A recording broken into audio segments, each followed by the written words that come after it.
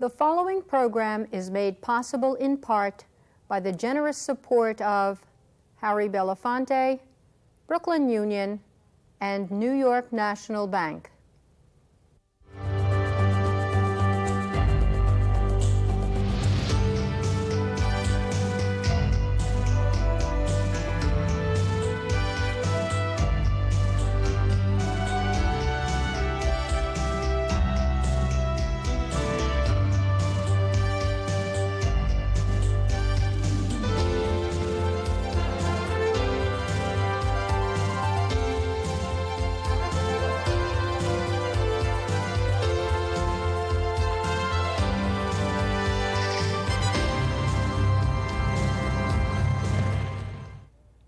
African American art, music, dance, and theater have produced many legends. The legacy of those legends are preserved and honored by important cultural institutions, galleries, theaters, and museums. The Schomburg Center for Research in Black Culture will be the topic of today's program. The Schomburg Center honors the African American tradition in research and the study of our culture. I am your host, Dr. Roscoe C. Brown, Jr. Our guest today is Howard Dodson, Chief of the Schomburg Center for Research in Black Culture right here in New York City. Howard, would you tell us how the Schomburg really got started? It's really quite a story about the origin of the Schomburg Center. Well, back in the 1920s, in the midst of what we now understand to be the Harlem Renaissance, there was a significant migration of black folk to the Harlem area. And the 135th Street Branch Library there did not have collections that were capable of servicing the particular ethnic, if you will, or racial or national interest of the African American community. And the branch librarian called together a group of leading citizens, including a gentleman by the name of Arturo Alfonso Schomburg. And this was in December of 1924. And they set up a committee to try to gather together some books that could, in fact, respond to this need. 1925, the New York Public Library established the Division of Negro History, Literature, and Art at the 135th Street Branch, and a year later acquired the collection of Arturo Alfonso Schomburg, one of the leading bibliophiles and collectors in the country. Indeed, at the time, he had the largest collection of materials on black history and culture in private hands, and total about 10,000 items, and those items were eventually acquired and deposited at the 135th Street Branch Library, and has served as the foundation for the Schomburg Center for Research in Black Culture as we know it today. Well, the Schomburg is really world-renowned, and I believe it'd be fair to say that the Schomburg as we know it today isn't the Schomburg that we knew yesterday, because you're in a relatively new building, you have a wonderful auditorium, you have a number of things that you didn't have when you first started the Schomburg Center. Well, this is absolutely true. What's new is the facilities that have been added to the institution over the years. The basic program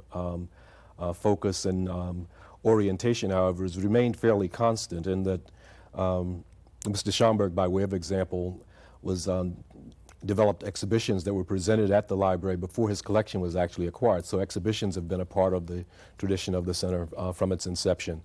Lectures and forums and musical concerts and those kinds of things, as well as support for art and the artists, has been a part of its tradition as well. So what has happened over the years is that as the institution has continued to grow and expand and develop, it's been able to develop the kind of facilities that are appropriate for continuing to serve this very broad mission to collect, preserve, interpret, and celebrate the history and culture of people of African descent, not only in this country, but indeed worldwide. Practically every writer who has written about the black experience, particularly every African-American writer, has spent some time doing research in the Schomburg. That's generally true. They found, certainly in the period when there were few collections of black materials in other institutions, since the 1970s, basically, there's been an increase in the dissemination of information in reprint form and, of course, in new publications to college and university libraries and public libraries nationally. But prior to that period of time, when in many instances the only copy of a particular book or text was available at a place like the Schomburg Center, or maybe one or two other libraries, virtually everyone had to come by the Schomburg Center to get access to information on the black experience. Well, recently we took the CUNY TV crew up to the Schomburg so that they could shoot the sights of what happens in the Schomburg. And we'd like now to just show the audience what the CUNY TV crew saw at the Schomburg. Okay.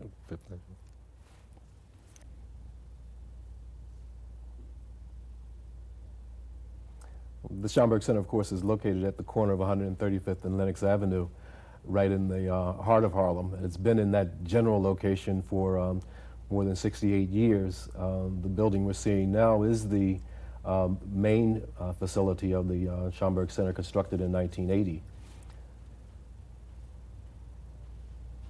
This lobbyway that connects the original Schomburg Center and the new Schomburg building is in our Langston Hughes Auditorium atrium. And the piece we're looking at is the cosmogram that was designed by Houston Conwell to both celebrate the levels of connectivity and interaction between the African American community, and it serves as a kind of entryway to our Langston Hughes Auditorium, which we're viewing right now, a 350-seat facility. The Schomburg gift shop is right at the end of that lobbyway, and we're moving now to the archives reading room on the second floor of the main building, where one acquires or gains access to the more than 3.5 million manuscript items that are contained in the collections. And as you can see in the shop, there are also items from the collections of the Schomburg Center that have been placed on exhibit there, so that one can get a sense of the range of resources that are contained in the Schomburg Center and the ways in which those materials are frequently used for research purposes. This card catalog, which we're looking at right now, is actually on its way out of existence. The card catalogs are being replaced by computer technology, and most of the collection resources at the center are now on computer, and that's the way to gain access to them.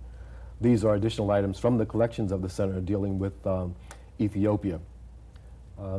This is the General Information Desk and the point of access to our General Research and Reference Division, and here are the computer terminals where one acquires access, gains access to the materials. A Photograph and Prints Division houses some 300,000 items, and in this room we're currently also providing access to our microform materials. You know, Howard, you mentioned that there are 3.5 million manuscripts or documents in the Schomburg. Where do you keep them all?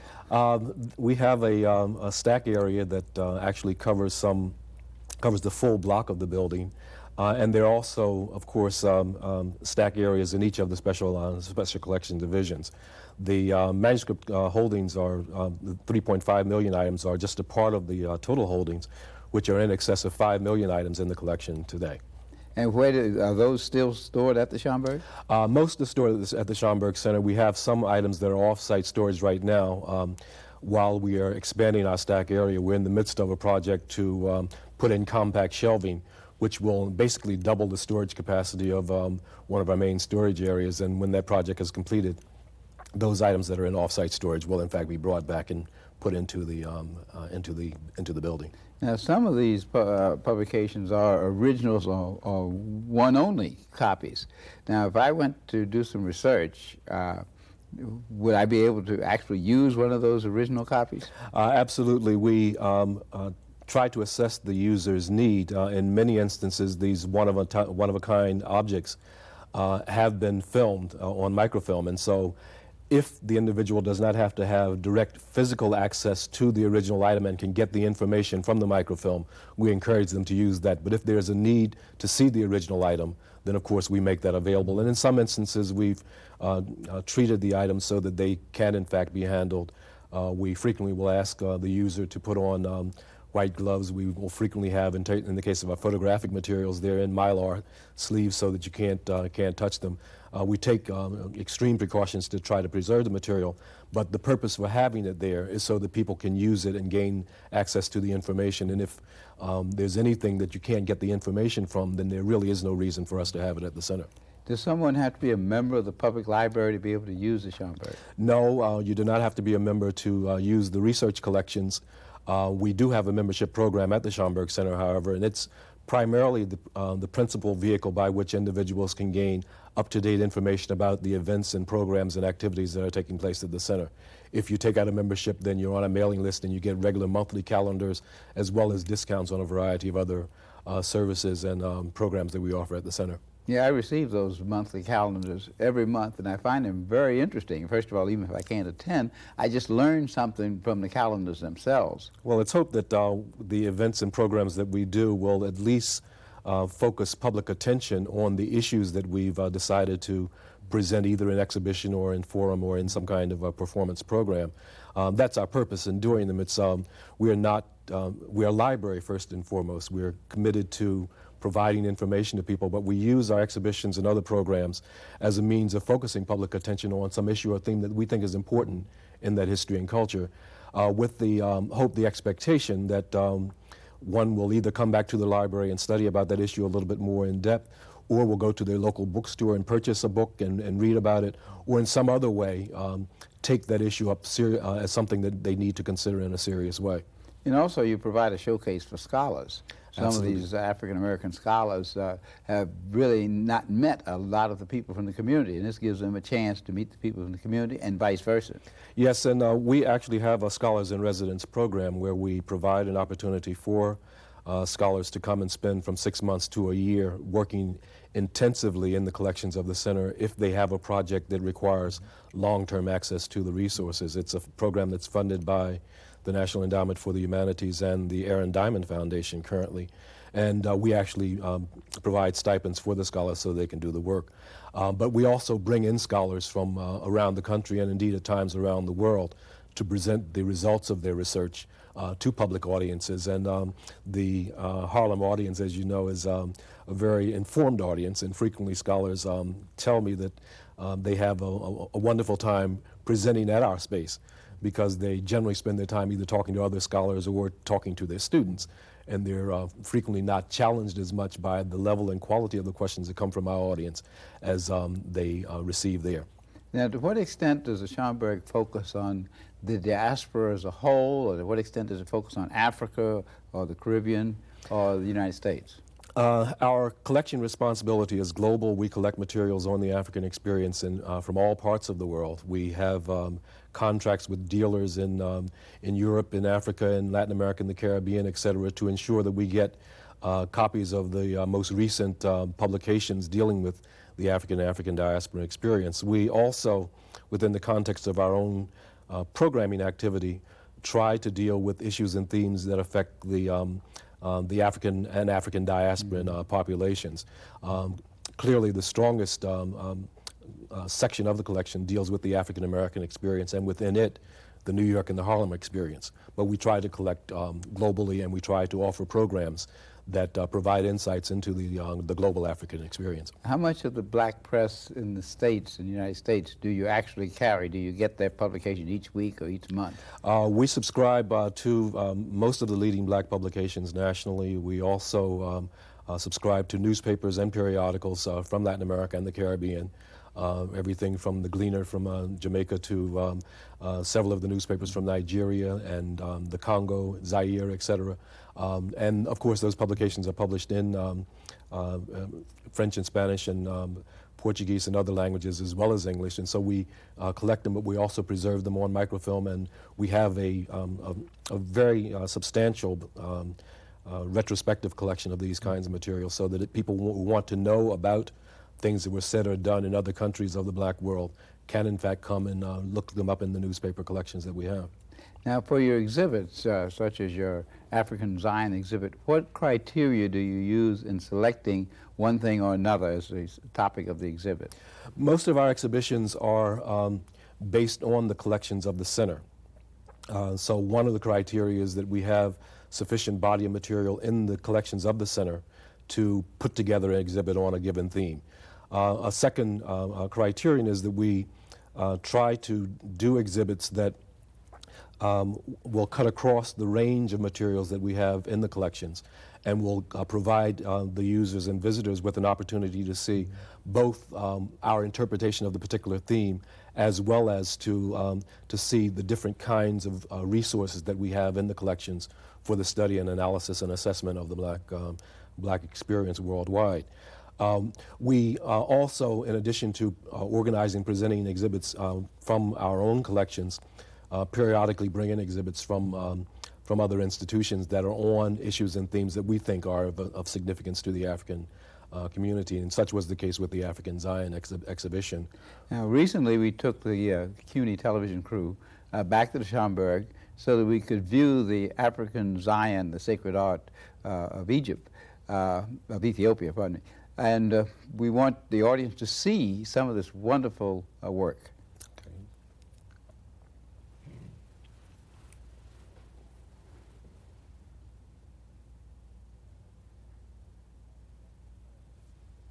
The African Zion exhibition was an exhibition that we received on loan from the Institute of Ethiopian Studies in Addis Ababa. It's the first time, and probably the only time, that these rare and unique items from the Institute's collections will be on view in New York City, and it's the only time that this show will likely be touring in the United States. The items range from what we call icons, or wooden panels that have been painted on, to what we call illuminated manuscripts. This is an example of a sensul, a piece of parchment on which images have been painted, and this is an example of some of the icons. And what we learned through viewing the art are several things. One, the history of the Ethiopian Orthodox Church, one of the oldest seats of Christianity in the world, dating back to 330 AD, and definitely the oldest seat of Christianity on the African continent. We also learned through the exhibition something about the ways in which Ethiopian people interpreted the Christian gospel, and especially some of the principal figures in the biblical text, including most significantly the Madonna and Child image, but also the images of Jesus Christ as crucified, as well as many of the saints that appeared in the biblical text, as well as many of the disciples, etc. And what is interesting, fascinating about the depiction that we were able to see here is that the images, for the most part, are images of people of color, which were in fact more representative of the peoples that populated the area of Ethiopia and the area of Africa and the Middle East, that was in fact the area in which the vast majority of the stories of the biblical experience took place. We institutionally were very pleased to be able to present these unique insights into the history of the Ethiopian Orthodox Church and the African experience with Christianity. You know, that's really fascinating. It's a fascinating story. I recently visited Egypt, and I learned about the Coptic Church. And you recognize, as you say, that the early Christians were basically people of color. Unfortunately, that it really isn't projected anywhere except in exhibits like the African Zion exhibit, which then leads me to ask, what impact does the Schomburg have on schools, on school children? We've been running a schools program now for the last about 3 years.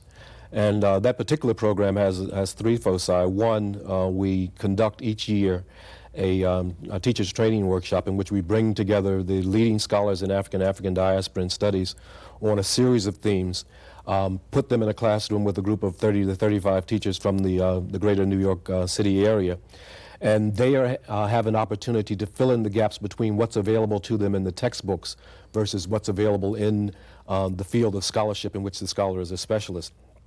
And then we bring together with those same teachers a curriculum specialist who helps them translate that into curriculum modules, and that information is then used in the classrooms during this succeeding year. We also produce a series of exhibition portfolios with teachers' guides, which we distribute about 1,000 to classroom teachers each year, to be used in classroom situations and in schools to explore a variety of themes. We've done them on such themes as Harlem, the from 1900 to 1940. We did a very exciting one on the African presence in the Americas, and we're working on one on blacks in American politics, as well as one on African Americans in American film. And these are distributed free of charge to teachers for presentation and use in classrooms and in schools. And then we organize tours and provide tour guides for school children coming to the center to view exhibits like the African Zion and other shows that are presented in such a way that they can gain access to the information at their particular grade level and can share in the historical and cultural experiences that are offered for adult audiences as well. And these have been among the principal things that we've done specifically for school children. Of course, the library collections themselves are open and available, and while officially they're not, they're only supposed to be available to children who are 18 years of age and older, if the student can demonstrate a need to have access to the original material or to the material that are in the collections, we will make those materials available to them for research purposes as well. As you were talking about this plethora of programs, I was just wondering, why is it that we have such a difficulty with getting multicultural education into our schools and getting our children to see those things when you have all of this wonderful material and a great resource like the Schomburg? What's your thought about that? Why are we having such difficulty with that? Because certain people have a view of the world that they would like to see maintained and would like to see replicated in the minds of the peoples of the United States. That's one way of looking at it, but isn't another way of looking at it, it's their own ignorance? That maybe those people who feel that way don't understand the beauty and the breadth of what exists in African and African-American culture. I suspect that's true of some, but for those who are in the very rigid posture they're in, they understand and they do know. And their concern is that it will, in fact, require them to change their way of thinking about themselves and their world. And they're either frankly too lazy or too committed and too self-interested in the other perspectives and views to go through that change. There's it's a very strong commitment on the part of some to frankly not engage, not deal with the truth of the African and more specifically the American experience. And until such time as we're able to open up the classrooms and the whole educational arena to a genuine debate about the nature of that experience, many of us will remain in ignorance. Of course, demography will take care of a lot of this. The population of this country now is about a third black and brown, and by the year 2020, this country will be at least 50% black and brown. So therefore, maybe the demography alone and the desire for peoples of color to know more about themselves and the desire for the white population to know more about the predominant people who are coming, and you see that. You see. I would like to hope that, Roscoe, but you are fully aware of the situation in South Africa, and demography didn't do a thing for that until there was some political change. Well, that's true. And this is, in fact, an issue that requires concerted political effort on the part of both educators and students and parents, and some of the political leadership, the school system itself. If it were simply a matter of demography, the demand has been there in the past, not at the same level, but when we become a majority in these situations, and we've been majorities in the school system for quite some time. Yeah, but you're right. The demography will lead to the political activity. The fact that in the Congressional Black Caucus now there are 42 African Americans, whereas in 1968 or 69 there might have been 6 or 7. So that demography will put that pressure. And then as well in the media, things like what we're doing right here on CUNY TV puts pressure on people to know, because you can't live in a world, particularly a complex world like this, in ignorance. And to not know about what Africans and African Americans have done in society is to be ignorant. That's absolutely true. Absolutely. What about your funding? How are you funded? Well, we've been fortunate from the establishment of the center to have been funded primarily by the City of New York. The City of New York provides about 2/3 of the funding for the center. The other principal source is the State of New York, and between the two of them, they provide the vast majority of our basic operating budget. We then seek grants for many of the program activities that we do from federal sources as well as private foundations and corporations, and we've been fortunate to be able to secure some of that kind of support so that many of the kinds of programs and activities that we've been able to offer over the last few years have been possible.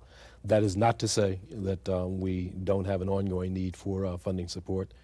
We, like all cultural institutions, and especially cultural institutions that are focused on the experiences of people of color, have traditionally been underfunded. And we would welcome any support that would come from individuals or organizations, corporations or foundations. Now, is your store a source of revenue? For example, I could see someone reading from some of these references onto tapes and selling the tapes. Is that something that's legal? Is that something that you could actually do? Is it a good income source?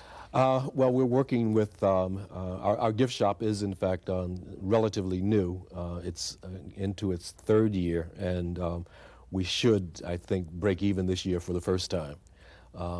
That's all a function ultimately of the number of people who come and use the shop, and we've begun to reach those numbers in the third year of its operation. In terms of the tapes and that kind of thing, we have been taping many of the programs and activities that we offer at the center, and we are making those things available to our members and to the general public. They are something of a source of income, but they have not yet hit enough of a market to become a major source of programming support. We would hope over the years, however, that that would in fact turn out to be the case. Do you get much in the way of philanthropy from African Americans? Principal sources of African American philanthropy has come through their membership contributions. We have now a membership base of some 4,500 individuals and organizations, and the vast majority of them are African Americans, and probably at least 50%, probably about 60%, I'm pleased to say, are from the greater New York metropolitan area. But we're also have been getting very broad support from peoples as far away. Actually, there are people in Europe and Africa itself that have taken out memberships, and people in Latin America and the Caribbean, and of course throughout the other parts of the United States. And we would hope to continue to expand that base of support. Well, as the future comes around, the Schomburg is going to have an even greater role as the population demography changes, as the international picture changes. And I believe, and I know you do, that the Schomburg is one of the greatest treasures in the world for people of African descent. Oh, I'm absolutely in agreement with that. And on the question of the future, what is really quite wonderful in the last decade of the 20th century is that the kind of technological infrastructure that's coming into place, including this information superhighway. And we'll be right on that. We're positioned to be right on it and to provide access to the collections. In fact, it's technologically possible for someone sitting in Johannesburg or in London to dial into our information database and find out what we have on a given subject. Thank you, Howard Dodson, Chief of the Schomburg Center, for being with us on African American Legends. We look forward to going back to the Schomburg. It'll be a pleasure to have you back.